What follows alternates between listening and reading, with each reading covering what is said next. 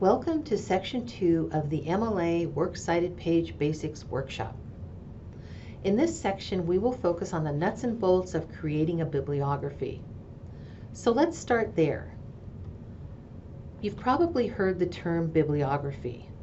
Well, what is it? A bibliography is a list of the materials referred to in a document, and academic writing often includes one. The bibliography provides an easy way for readers to go right to the source, and there are many different bibliographic conventions. Different citation styles use different terms for the bibliography. For example, Chicago style uses bibliography, APA uses references, and MLA uses works cited. This is the style we will be focusing on today. Yay, MLA! Let's get started with the basics of a works cited page. First, the works cited page is located at the end of your paper after the body of writing.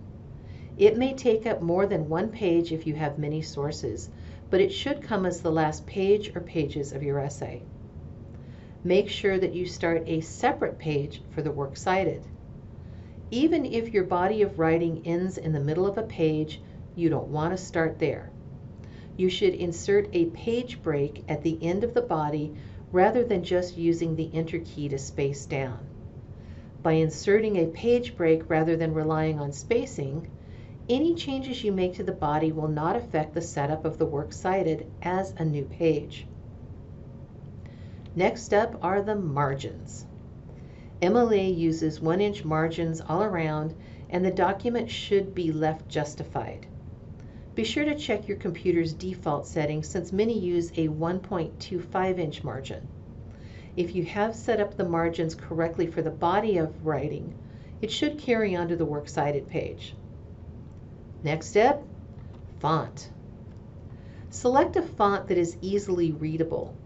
You should use a font size between 11 and 13 points. For example, Times New Roman 12 or Calibri 11 are acceptable. Here is an important detail when deciding on a font. Make sure that there is a clear contrast between regular font and italics. Anything in italics should stand out distinctly. If the regular and italics are too similar, select another font and check for contrast and readability. Next, make sure you use consistent font throughout the paper. Normally you will set up the font before writing the body of the essay, but it's a good idea to double check as you complete the works cited.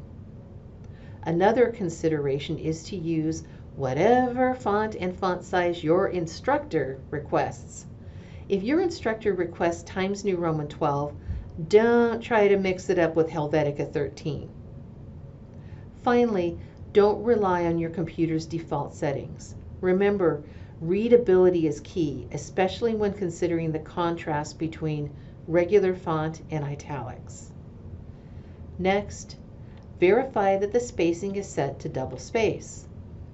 Make sure that your setup doesn't add an additional space between paragraphs.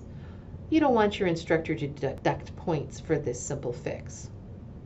The entries should use a hanging indent.